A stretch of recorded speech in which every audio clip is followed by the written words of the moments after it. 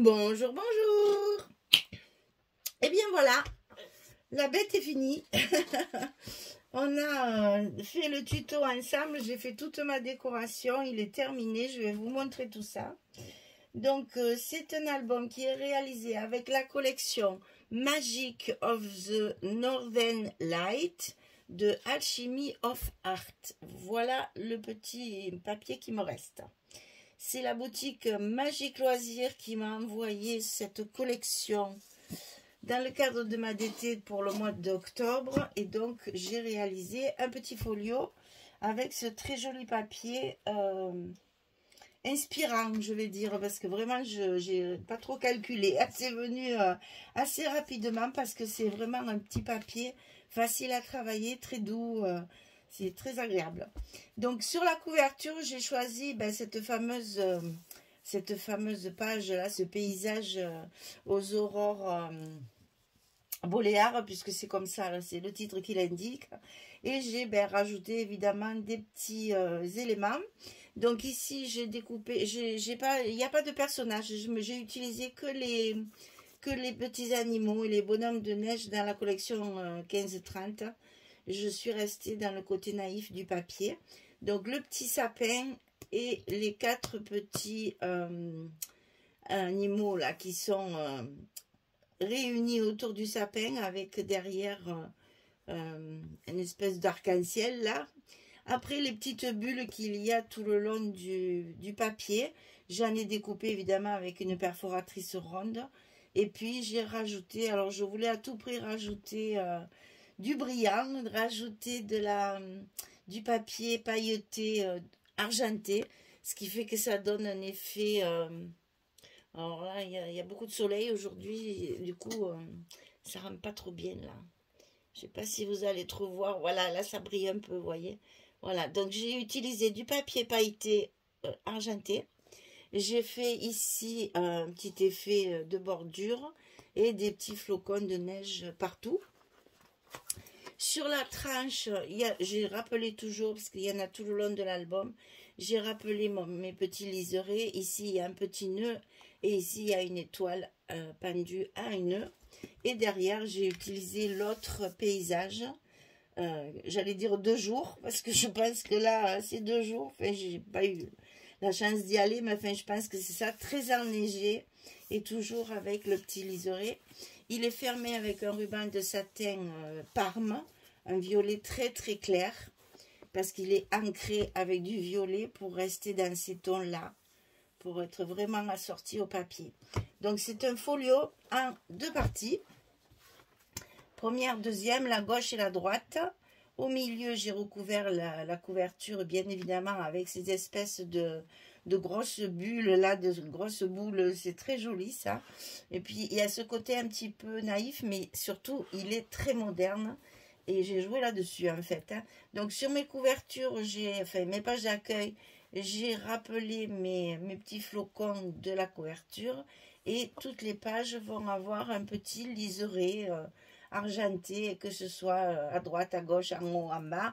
Vous allez voir, j'en ai mis un peu partout pour donner un petit côté chic, un petit côté brillant à ce papier si doux et si tendre.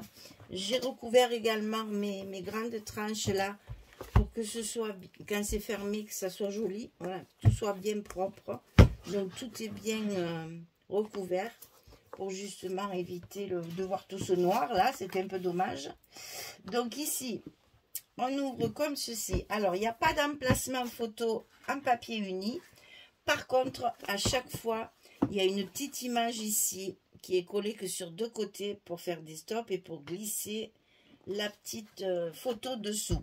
Donc, ça s'ouvre en bas, ça s'ouvre en haut. Là, on a une pochette qui est décorée avec la collection 15-30. Ici, on a l'emplacement photo. Ça s'ouvre ici sur le côté. On a une jolie décoration sur la pochette jusqu'à la petite lanterne qui est pendue. Et donc, les espaces photos sont avec la collection 15-15. Et donc, j'ai mis dans les pochettes les collections 15-15 comme ça. Ensuite, ici, emplacement photo. Toujours avec un petit décor qui dépasse de la carte pour faire un petit effet. Ici, une composition avec les découpes. Une pochette avec la carte. Elles sont recouvertes des deux côtés chaque fois. Ici, hop, l'emplacement photo. Ici aussi, avec la petite chouette qui dépasse de la carte. Là, ce sont des images. Et là, bon, toi, tu vas m'agacer. Voilà. Donc, ici, pour glisser la photo. Là, pareil. Là, la même chose. Là, la même chose. Derrière l'igloo. Ici, pareil. Et on se retrouve au fond avec une grande pochette et la carte à l'intérieur. J'ai voulu assortir chaque fois les papiers pour laisser vraiment libre cours au papier. Hein. Donc ici, ça se ferme comme ça. Ensuite, comme ça. Ensuite, ouais, comme ça. Et après, en haut et en bas. Voilà notre premier bloc de gauche. Alors maintenant, celui de droite, évidemment différent. Moi, je ne sais pas faire deux fois la même chose. J'y arrive pas. Hein. Des fois, je dis, il y en a plein qui font ça, qui font 2 pages et puis qui répètent après les mêmes. Moi, je n'y arrive pas. Même si je veux, vu que je travaille avec les papiers, je n'y arrive pas. Donc là, on retrouve la même image que sur la couverture, mais bien évidemment, sans personnage. Donc ça s'ouvre sur le bas, avec un emplacement photo. Ici, sur le haut, avec ce petit chien qui guette l'apparition de la photo. Ensuite, ici, je fais toujours un petit truc qui dépasse. Là, je trouvais ça mignon. Donc ici, une déco avec la fenêtre, le fauteuil et le chocolat chaud. Ici, on a une pochette avec la carte à l'intérieur. Là, ça s'ouvre sur le bas. Ici, en haut, la chouette, elle a la petite oreille qui est collée. Voilà, pour glisser la photo. Ça s'ouvre sur le haut avec évidemment un emplacement photo ici. Vous voyez, chaque fois, j'ai mis une petite déco qui dépasse un petit peu. Alors ici, on a un passant qui est décoré, bien sûr, avec une carte à l'intérieur. Je vous avais dit dans le tuto que j'allais faire un stop parce que cette carte, elle glissait, elle ne tenait pas. Alors, j'ai fait un petit stop comme ceci. Glisser ici dans la fenêtre qui est décorée, ça bouge plus. Et ça s'ouvre une dernière fois comme ça, avec une grande pochette ici et la carte. Et ici, une petite image avec la carte glissée derrière. Donc, j'ai compté, il y a à peu près une trentaine de photos dans l'album. Sachant qu'on peut mettre des photos 10, 15, 9, 13, 11, 10, 10. Et vous avez ici du 15, 15. Donc, on peut mettre même des agrandissements. Hein, du 13, 13, 13, 14, 15, 15. Je ne sais plus, les grandes carrés là. Vous pouvez les mettre, elles rentrent facilement. Alors, comme il n'y a pas vraiment d'emplacement photo uni, vous n'êtes pas obligé de mettre des photos partout où il y a les emplacements. Donc ça, c'est agréable. Si on n'a pas assez de photos pour remplir l'album, on a quand même le papier qui fait office de décoration.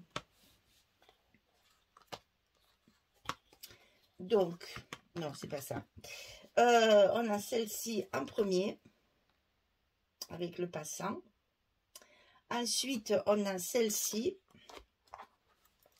Ensuite, on a celle-ci. Et vous voyez, chaque fois, c'est rehaussé de brillant. Et ensuite, on a celle-ci. Et voilà le petit folio. J'aime bien, c'est un petit projet qui est fait assez rapidement parce que c'est vraiment simple. J'ai mis plus de temps, je crois, à le décorer qu'à le fabriquer. Parce que là, je me suis éclatée vraiment à tout découper, tout mettre ces petits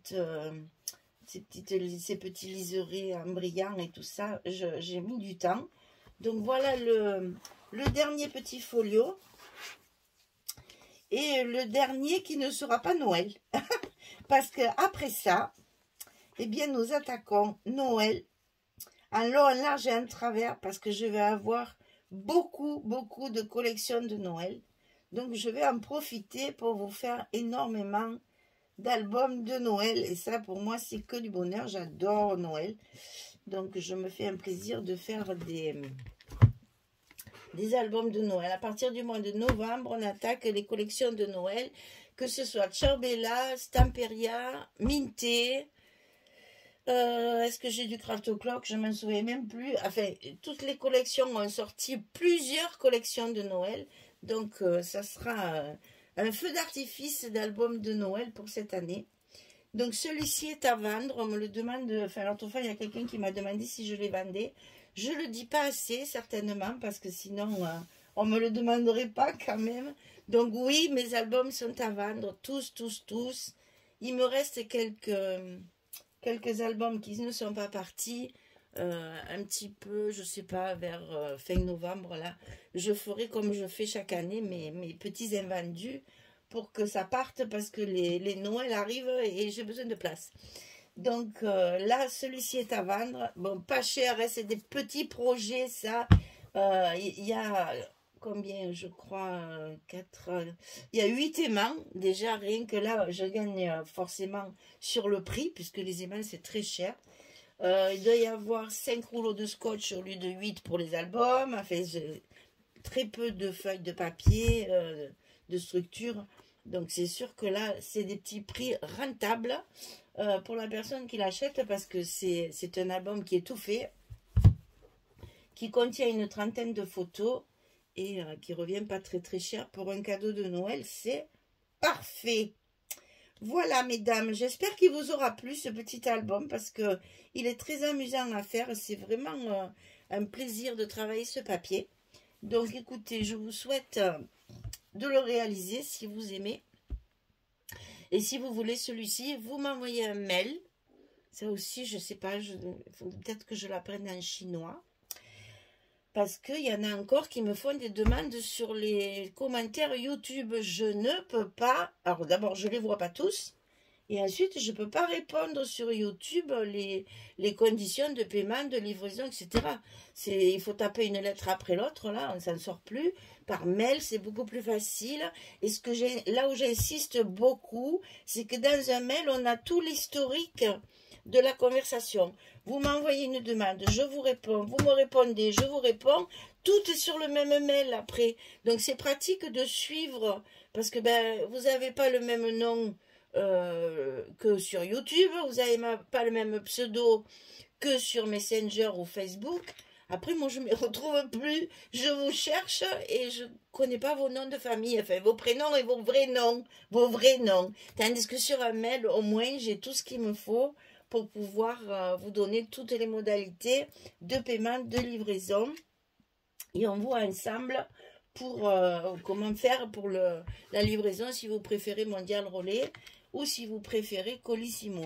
Je vous précise quand même que maintenant, les envois en locker à Mondial Relais sont moins chers que dans les points relais. Alors ça, je trouve ça absolument dégueulasse pour les points relais, mais bon, passons, ça, c'est des conventions entre eux, c'est des brouilles. C'est-à-dire que les magasins qui, depuis des années, stockent les colis, enregistrent les colis, distribuent les colis, font office de publicité, puisque c'est marqué partout Mondial Relais sur leur boutique.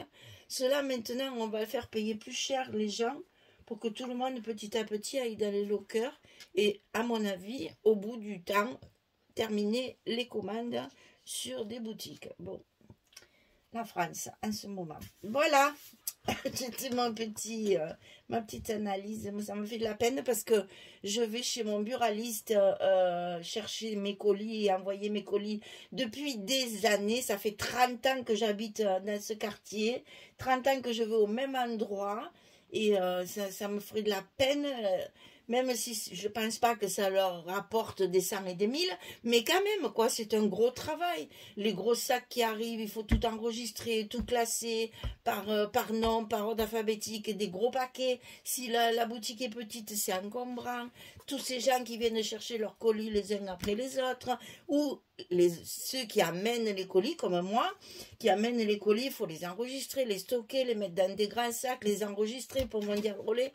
C'est quand même du travail, et je trouve que là, Mondial Relais, ils sont pas très reconnaissants de tout ça. Et du coup, c'est le cœur, c'est pratique, hein, je reconnais, c'est pratique, hein, quand ça marche. Quand ça marche. C'est très pratique, hein, on peut y aller à n'importe quelle heure, je reconnais, c'est commode. Mais bon, voilà, c'est encore une machine, on a encore plus l'interlocuteur en face qui permet, ben voilà, on reste 3 minutes dans une boutique, on papote, bonjour, il fait soleil, tout va bien. C'est quand même plus agréable que de voir une machine et appuyer sur des boutons. Enfin, ça c'est mon opinion à moi. Chacun son truc. On n'est pas assez sur Internet pour faire nos papiers, nos machins, nos trucs.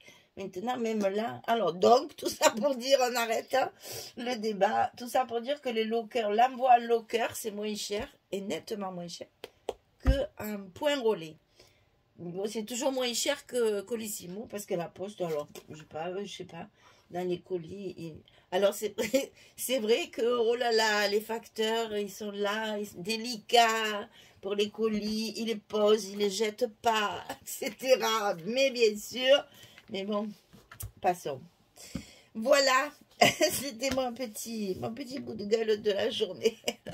Eh bien, j'ai plus qu'à vous souhaiter une belle journée, une très très bonne soirée. Profitez, parce que dans pas longtemps, on change d'heure. Donc, aïe aïe aïe, ça va nous faire des journées beaucoup plus courtes, surtout le soir. Moi, je languis pas, je déteste l'heure d'hiver.